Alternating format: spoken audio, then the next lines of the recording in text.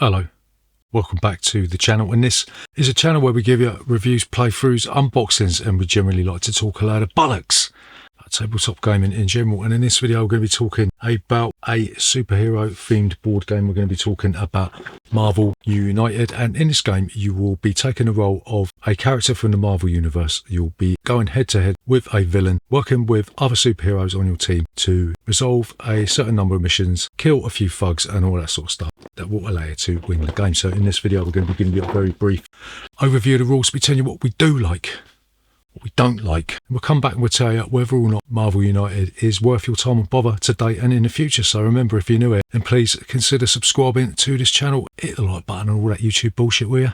We'll see you after this.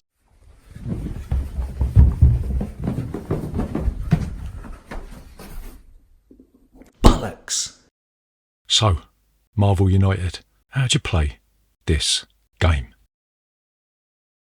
So the first thing that you are going to do is you're going to pick a villain to try and do over. You'll take the mission guide and you'll place it in the center of the table. And you'll take the villain dashboard and you'll place it at the top of the mission guide, right? You'll place the mission cards at the bottom of the mission guide. And then if the villain that you've chosen, usually it's Red Skull for your first game, you'll place the villain tracker marker on the 0 spot of the track on the villain dashboard, right? You'll shuffle the locations and you'll deal 6 around the edge of the mission guide. And then you'll populate it with the starting number of thugs and civilians. You'll shuffle the villain threat cards and you'll place 1 threat card on each of the 6 locations. Then you'll choose a random location and you'll put the villain deck next to that location, right? Each player will choose a hero. They'll take the deck of cards, shuffle it, draw the top 3 cards into their hand, and then everyone will place their figures on the location that is opposite to where you put the villain. So the heroes win the game if they beat up the villain, and the heroes lose the game if the villain achieves their master plan objective, if the master plan deck is emptied, or any hero starts their turn with no cards in their hand and no cards in their deck, right? So the first thing you're going to do is the villain will have their turn. You'll draw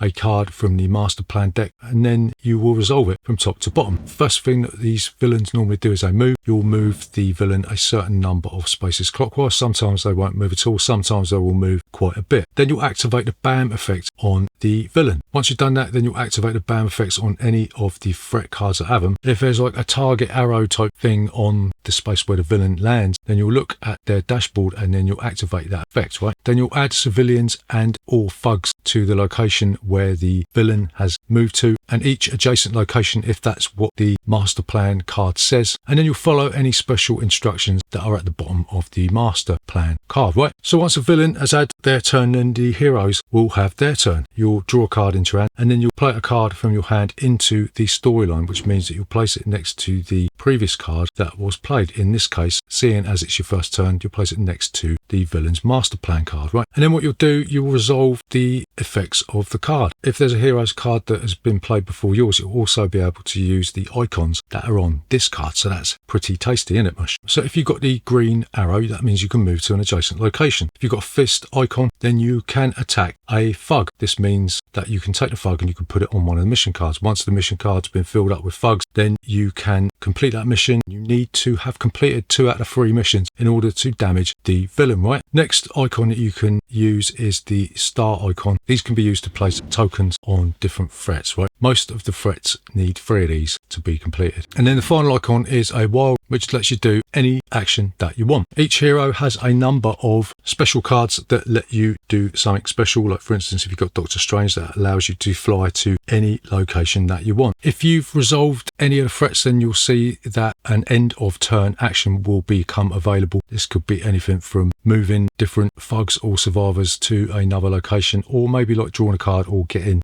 some extra icons. So once 3 hero cards are in the storyline, then the villain will get another go, and once you've completed one of the missions, then the villain will get a go every 2 turns. If for any reason the hero has to take damage, they will discard a card from their hand and they will put it at the bottom of their deck. This means that they will have less actions to choose from in their turn and also get 1 step closer to death. There's also some other bits and bobs like crisis tokens that cause a load of shit for you if they come up. And if the heroes manage to do over the villain, then they will be the winners of Marvel United. So what do we like about Marvel United?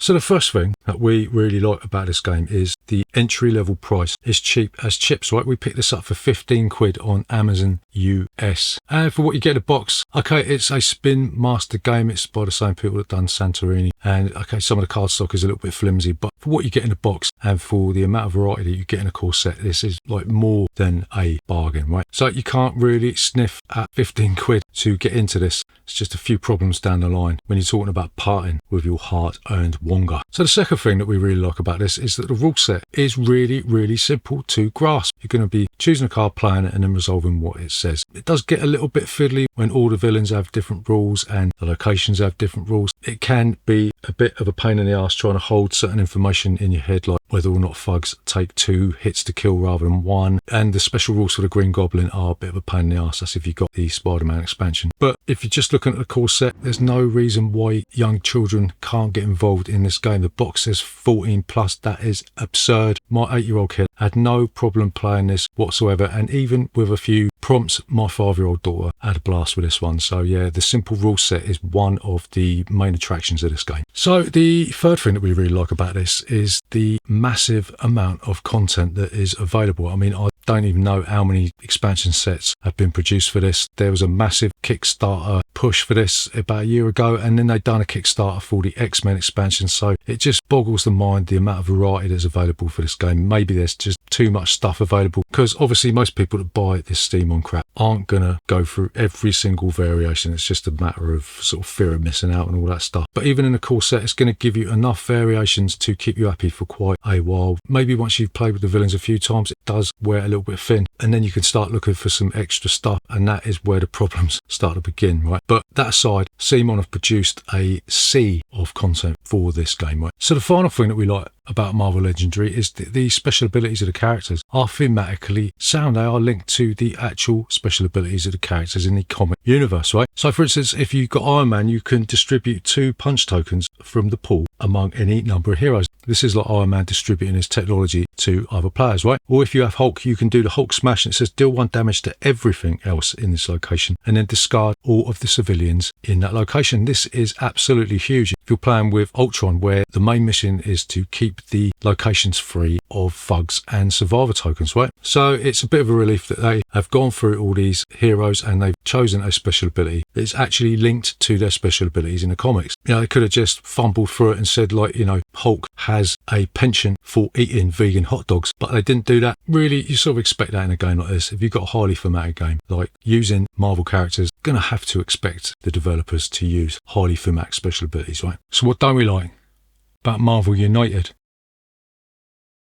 So the first thing that we don't like about Marvel United, and this is a common gripe of mine with these CMON Kickstarter beasts, right? And that is that the exclusives are impossible to find. If you miss out on the initial Kickstarter, then you are screwed forever and ever and ever, and you're going to have to find these on the second-hand market, normally eBay. And when there is such a wealth of content available for a game like this, and the majority of the content is Kickstarter exclusives or, you know, stretch goal add-ons and that, if you find yourself enjoying this game, inevitably you're going to want more content for this. Whilst there's an admirable amount of content in a core set, you will be looking for more. Then you are not going to be able to find fuck all out there unless you start doing county lines jobs, investing in a crystal meth distribution network, or becoming a board gaming televangelist. So yeah, we hate these Kickstarter exclusives. They're a pain in the arse, and yeah, prepare to be disappointed. So the next thing that we don't like about Marvel Legendary is that some of the villains in this game are fiendishly difficult to complete. I suppose it's not necessarily a bad thing, but once you've tried to defeat the Green Goblin like 17 times and the same problems keep occurring, you start getting flashbacks from that Robinson Crusoe Escape from the Cursed Island LSD experience. I can hear the people that have played this game to death screaming at me now going, oh, you're not playing it right, or you're just not doing this or doing that. You could just shove this finger up your arsehole. So it does put you off playing with certain villains because you know you're just going to get your arse handed to you on a silver platter. Innit? Next thing that we don't like about this game is it's 4 players only. I want this to be 6 players, right? I know that there's this common theme in games that no matter what the player count, people are always going to be asking, why isn't it 8 players? Why not 10 players? How come you can't play this during a Roman orgy? Due to the simplicity and the frenetic nature of this game, the way that each turn comes around really quickly, there's no real reason why you couldn't have had a 5 to 6 player expansion or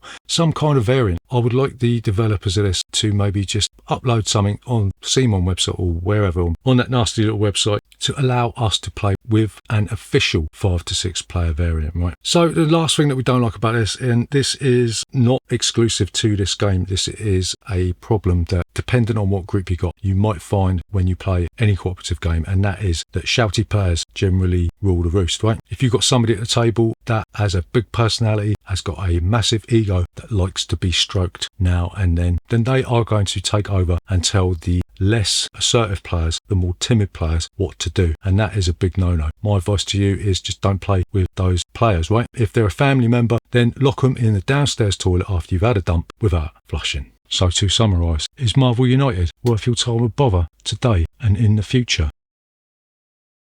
So we're going to say yes, absolutely. This is a cheap as chips, piss easy to learn co-op game. That is the king or queen of variety if you can grab some of the extra sets, right? The core set could be a bit light on content if you play this enough like we have, but at the entry price of 15 quid, there really is no justification for grumbling unless it's me, of course, because I can do what the fuck I like. I just hope that CMON or Spinmaster make some of the extra Kickstarter sets available for purchase at retail, because if they don't, you'll always be feeling like you're missing out on the very best content of what would otherwise be a truly excellent co-op experience. So there you go, that is Marvel United. Remember, if you are new here, then please consider subscribing to this channel, hit the like button and all that YouTube bullshit.